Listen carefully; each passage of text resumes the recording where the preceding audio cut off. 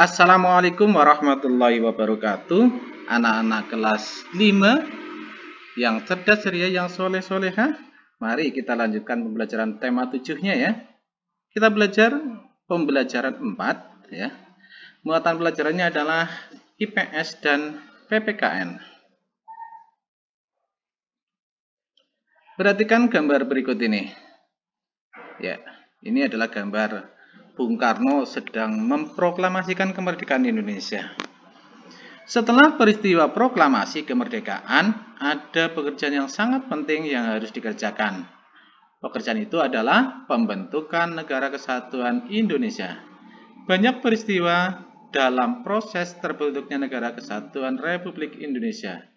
Peristiwa apa saja? Mari kita ikuti. Sebagai negara yang baru lahir, Indonesia belum memiliki Undang-Undang Dasar. Undang-Undang Dasar berfungsi untuk mengatur segala aspek kehidupan berbangsa dan bernegara. Kepala negara dan kepala pemerintahan yang akan menjalankan pemerintahan serta kelengkapannya juga belum ada. Ya. Para pemimpin bangsa mengadakan rapat melalui PPKI. PPKI masih ingat ya?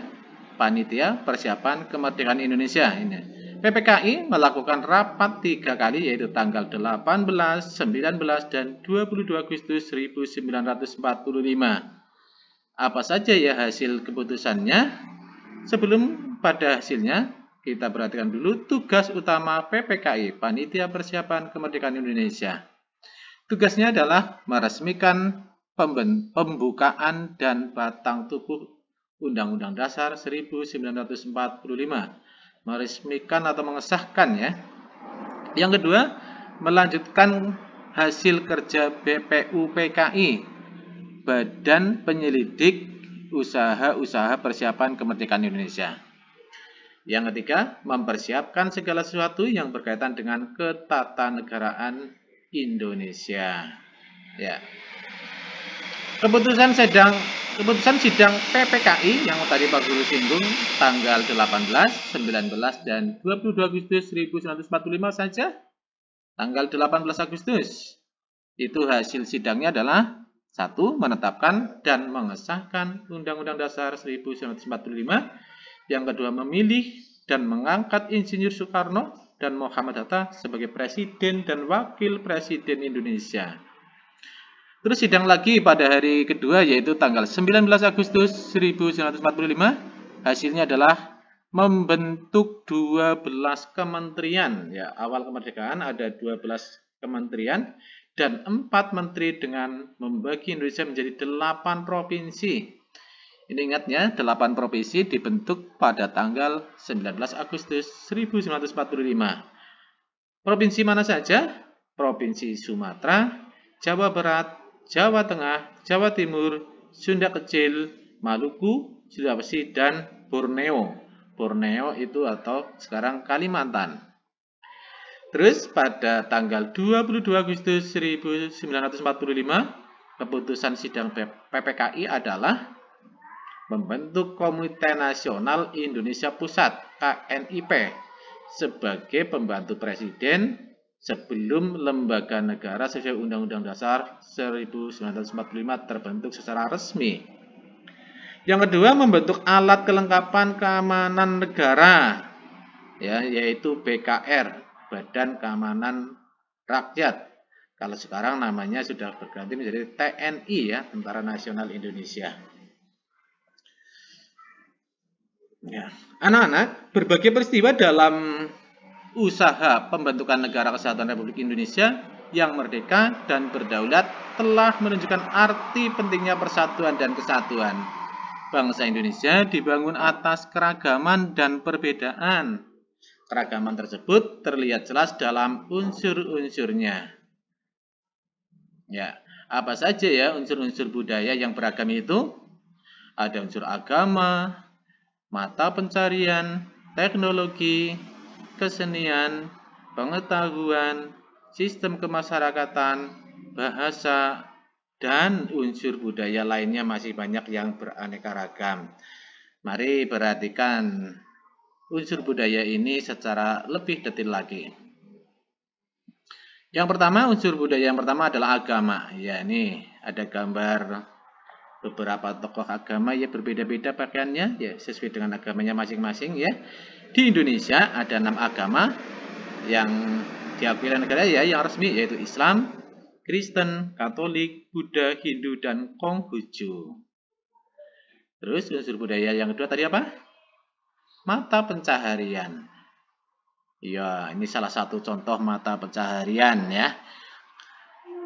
Keragaman alam dan geografi di Indonesia menyebabkan mata pencaharian orang Indonesia pun beragam ya. Orang yang dekat laut ada banyak kerja di nelayan, orang yang di pegunungan bertani, dan lain sebagainya. Yang ketiga adalah teknologi. Iya, ternyata sejak zaman dulu kala Indonesia juga sudah mengenal teknologi ya. Ya. Teknologi dari dulu ya sudah berkembang ya. Seperti alat pertanian, senjata, gamelan, dan lain-lain. Nah, ini kalau di gambar ini adalah termasuk teknologi zaman sekarang ya. Selanjutnya kesenian. Ya, setiap daerah juga memiliki kesenian yang berbeda-beda, yang memiliki apa ya, kekhasannya masing-masing. Selanjutnya adalah pengetahuan. Ya. Nih, masyarakat Indonesia menggunakan pengetahuan untuk mengatasi segala kesulitan dalam hidupnya. Ya, dengan ilmu pengetahuan, insya Allah segala kesulitan dapat kita atasi. Ya.